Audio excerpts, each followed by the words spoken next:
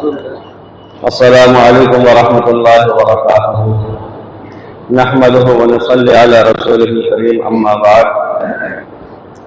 حضرات محترم، اللہ جل شانہ عما نوالہ نے ہمیں اور آپ کو پھر سے ایک مرتبہ دوگانہ ادائیگی کے لیے اپنی بارگاہ عالی میں حاضری کی توفیق بخشی۔ اللہ رب العزت نے ایمان والوں کو وقتاً فوقتاً بہت سے خیر اور برکت والے ایام اور راتیں عنایت فرمائی، بہت سے دن بابرکت بنائے، بہت سے مقامات بہت بابرکت بنائے۔ قرآن حکیم میں فرمایا گیا ہے والفجر ولیال عشر، اللہ تعالی شاید ہم نے 10 راتوں کی قسم کھائی ہے۔ علماء نے بتلایا ہے کہ ان 10 راتوں سے مراد ذی الحجہ کے پہلے عشرے کی 10 راتیں ہیں۔ اللہ تعالی شاید نے اس عشرے میں ذی الحجہ کے 10 دنوں میں بہت سی فضیلت کی چیزیں رکھی ہیں۔ حج کو اس کے اندر رکھا گیا، میدان عرفات کی حاضری ہے، مینا کے احکامات ہیں، طواف زیارت ہے، مسجد حرام، یہ تمام چیزیں ذی الحجہ سے متعلق ہیں۔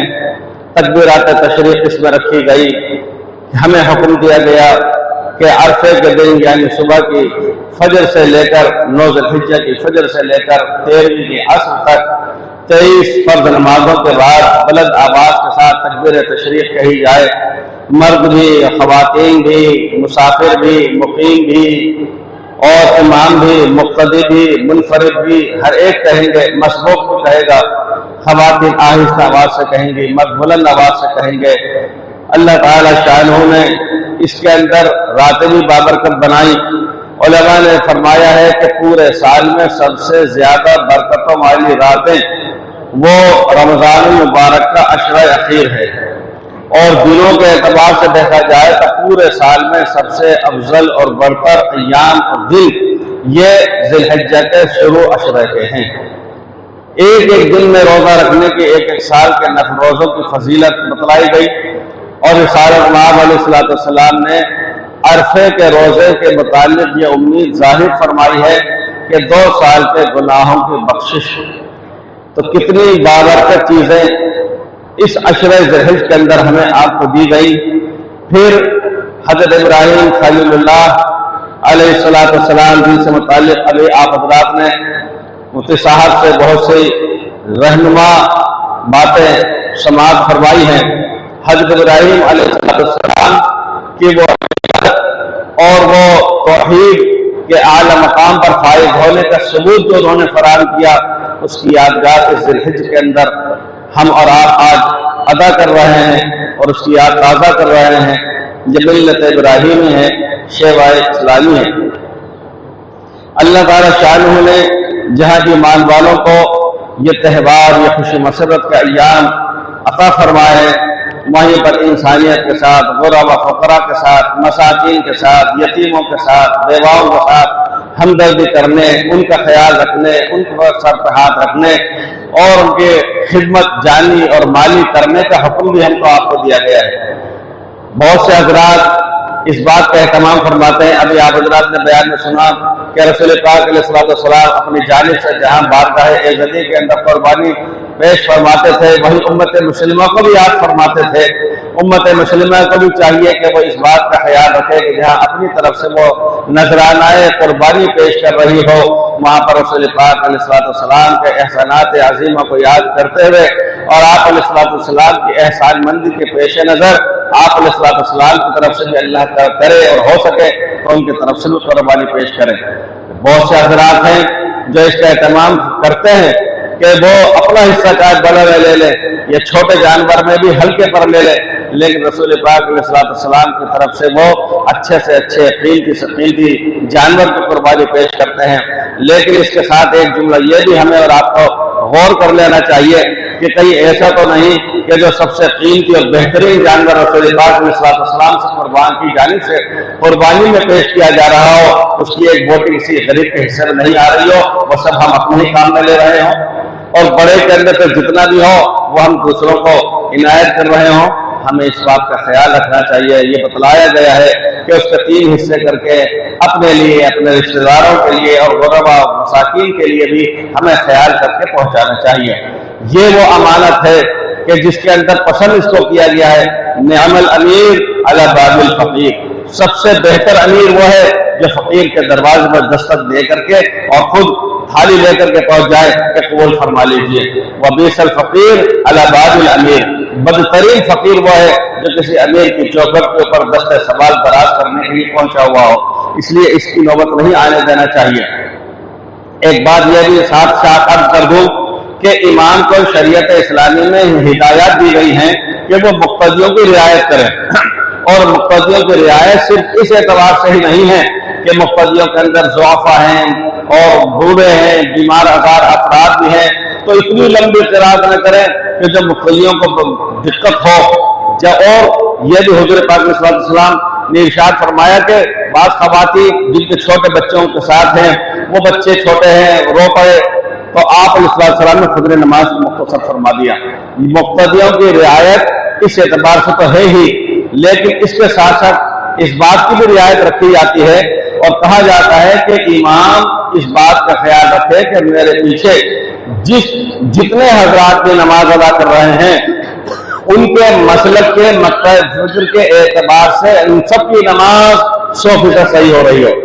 چنانچہ ایک شافعی المسلک ہیں، وہ بھی پیچھے پڑ رہے ہیں، تو بعض وہ چیزیں کہ شافعی حضرات کے ہاں جو احتیاط ہیں امام حنفی بھی اگر ہے تو وہ ان چیزوں کی رعایت رکھتا ہے۔ وضو کے اندر، نماز کے اندر، سنن آداب کے اندر ایسا ہوا کرتا ہے۔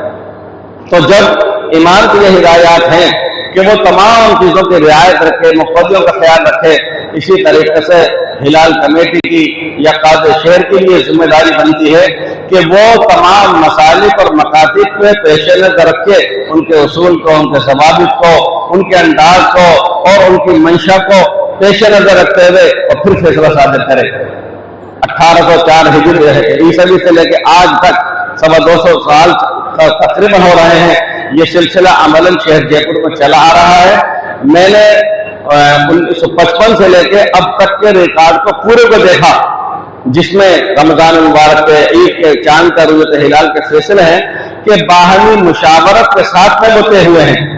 اور یہاں شہر جیپور میں بہت سے حضرات ہمارے بھائی کہہ بھی دیا کرتے ہیں کہ فلاں جگہ سے تو اعلان ہو گیا، فلاں جگہ کی خبر آ گئی، یہاں پر دیر کیوں ہو رہی ہے۔ میں یہ بات عرض کر دوں کہ الحمدللہ آپ کے شہر جیپور کی رؤیت ہلال کمیٹی بھی اس بات کا بہت اہتمام اور انتظام کرتی ہے کہ تمام مکاتب فکر کے اصول اور ضوابط اور منشا کو سامنے رکھتے ہوئے اور پورے ہندوستان سے، تمام مسالک سے، بڑے اداروں سے، رؤیت ہلال کمیٹیوں سے وہ رابطے رکھ کے تصدیقات کر کے پھر فیصلہ سازی کرتی ہے، چاہے اس کے اندر گھنٹہ آدھ گھنٹے کی ہمیں تاخیر ہو جائے۔ جب باشندگان شہر جے پور کی یہ خوش نصیبی ہے کہ الحمدللہ کہ آج تک پورے شہر جے پور کے اندر ایک عیدگاہ، ایک جامع مسجد، ایک رؤیت ہلال کا فیصلہ ہے، تو تمام باشندگان جے پور ہمیشہ مطمئن رہے ہیں، اسی کے اوپر وہ عمل پیرا رہے ہیں۔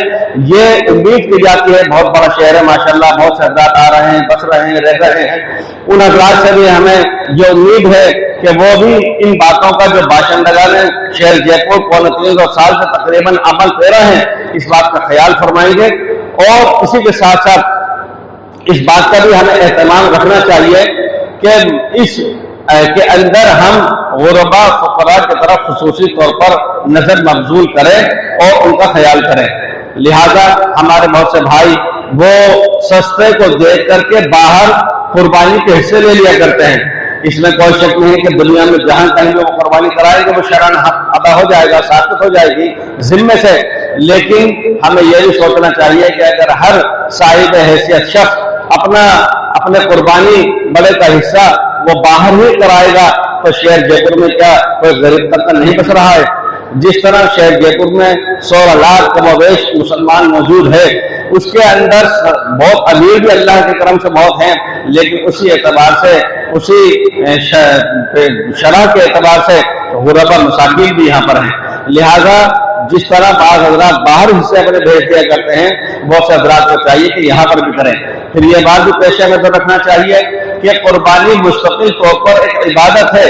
ان صلاتی و نسکی و محیایا و مماتی، یہ تمام چیزیں عبادت ہے، اللہ کے لیے ہے، تو اس میں ہمیں پورے طریقے سے دیکھنا چاہیے، غور کرنا چاہیے کہ ہم جو قربانی کر رہے ہیں یا کروا رہے ہیں ہو بھی رہی ہے یا نہیں۔ وہ چھوٹے جانور کی کیا عمر ہونا چاہیے، بڑے جانور کی کیا عمر ہونا چاہیے، اس کا جسم کیسا ہونا چاہیے، ان کے دانت کتنے ہونا چاہیے، ان تمام چیزوں کو پیش نظر رکھ کر کے دل کو مطمئن کرنے کے بعد پھر بارگاہ خداوندی میں ہمیں قربانی پیش کرنا چاہیے۔ اللہ تعالیٰ شانہ ہم سب کو ہمارے صالحین کو توفیق عطا فرمائے۔ نماز کا طریقہ آپ سماعت فرمائیے گا۔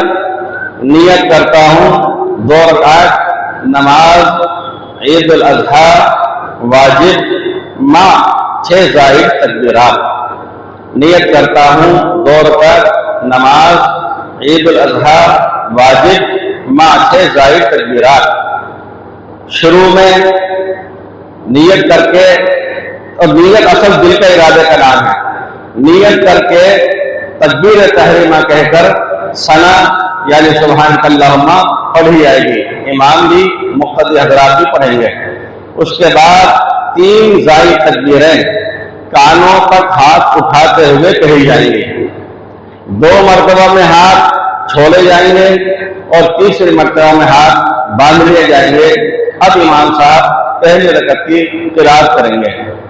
دوسری رکعت میں قرات ہو جانے کے بعد رکوع میں جانے سے پہلے 3 زائد تکبیریں کانوں تک ہاتھ اٹھا کر کے کہی جائیں گی اور 3 مرتبہ ہاتھ چھوڑے جاتے رہیں گے۔ پھر چوتھی تکبیر وہ رکوع میں جانے کی ہوگی۔ نماز کے بعد میں خطبہ اور دعا، خطبے کا سننا واجب ہے، اور دعا کے اندر عامۃ المسلمین تمام انسانیت کے لیے دعا کرنی چاہیے۔ والسلام علیکم۔